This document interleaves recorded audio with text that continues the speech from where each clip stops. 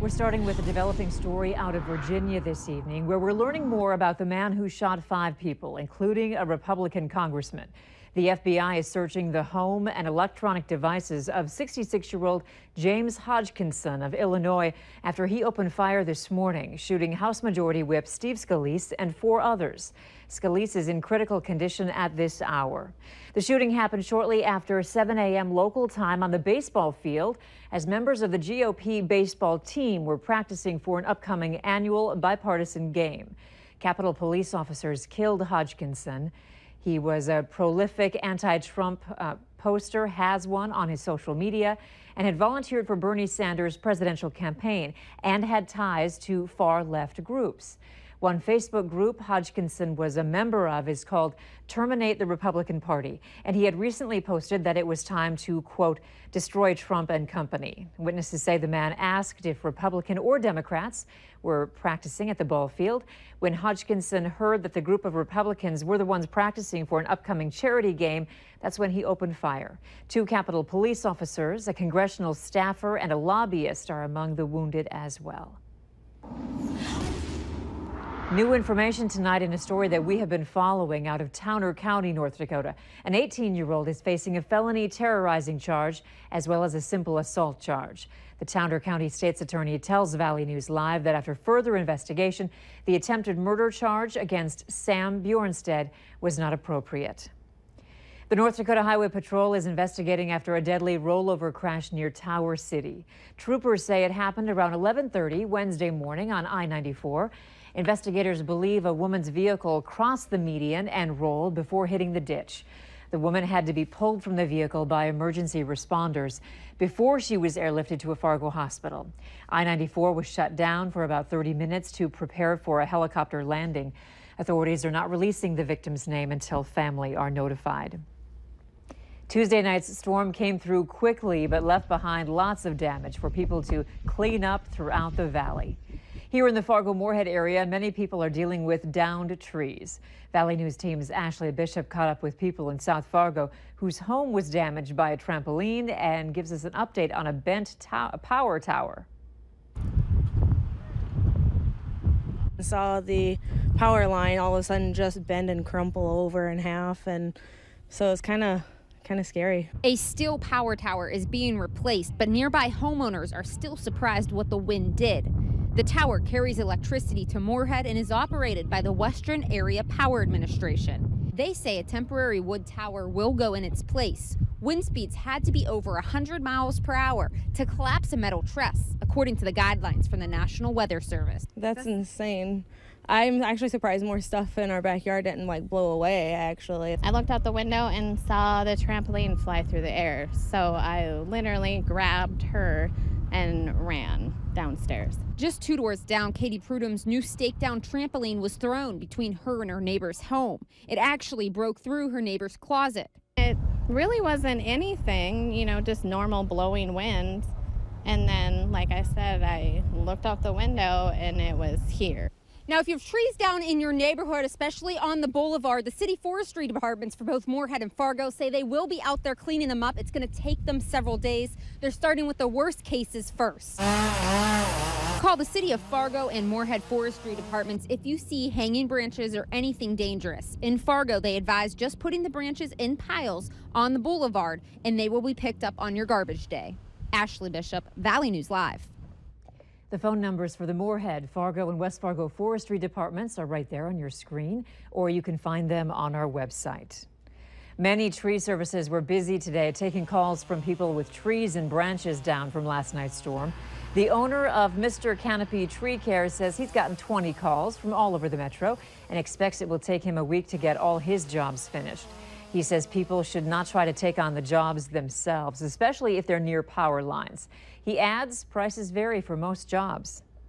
Or how dangerous it was would, eventually have something to do with the price of the tree. But I mean, if it's mostly down, laying there, it wouldn't be that expensive. A couple $100, for limbs, trees.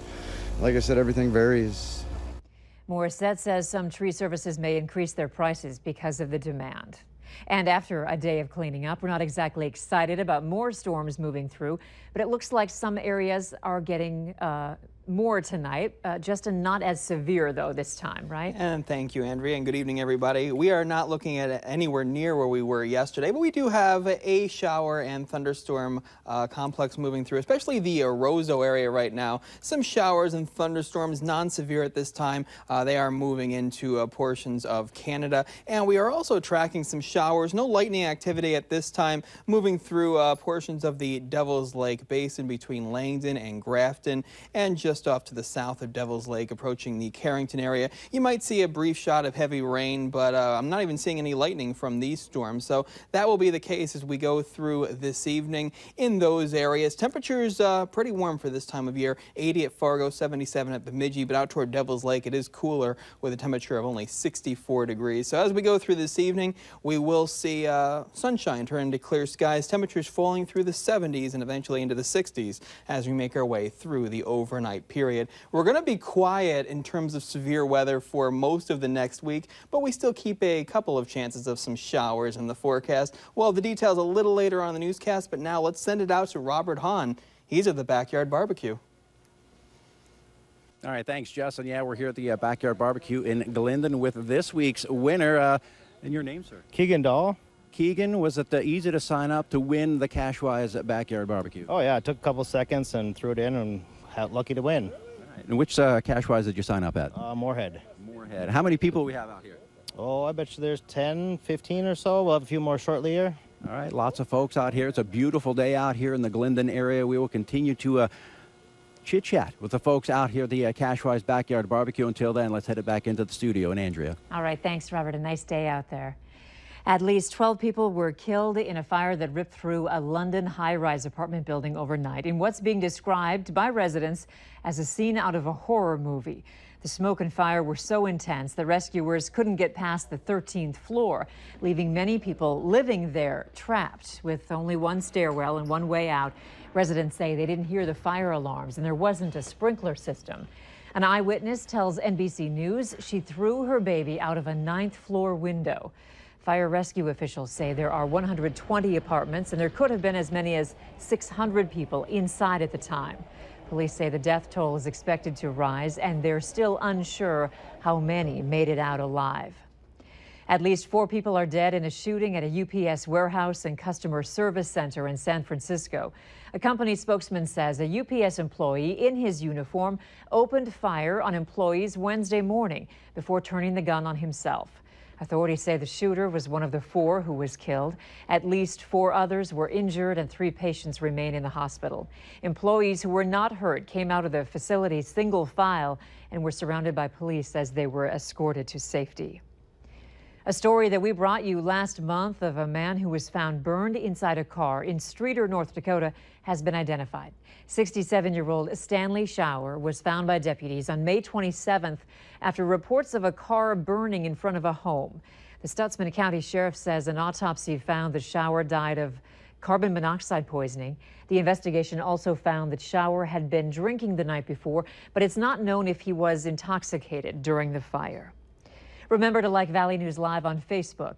You can follow the latest news, weather, and breaking news updates anytime on your feed. Just search Valley News Live, like our page, and you'll stay informed throughout the entire day. Today, June 14th, is Flag Day, and Fargo's American Legion Post is using this special day to rededicate a very special monument to men who fought for the flag. It honors the memory of North Dakota National Guard soldiers of the 164th Infantry Unit.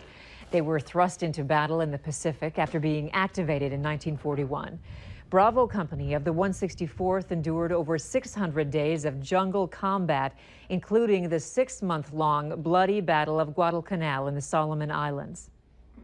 They were heroes, and I know it's been 75 years since Guadalcanal, but these are heroes that remain that should be honored still to this day and remembered for the sacrifices that they made in one of the greatest wars of all time.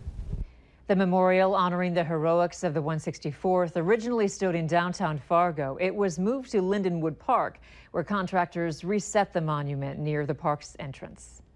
Middle school students from across the metro area are getting some hands-on experience learning about technology. This is the 4th year of the Metro Middle School Technology Camp.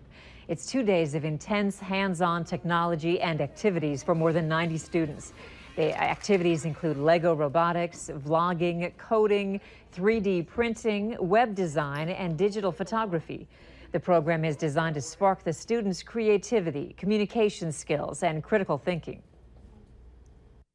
We have lots of kids during lunch, 10 minutes after we've eaten, can I get back up to the room? Can I get back up to the room?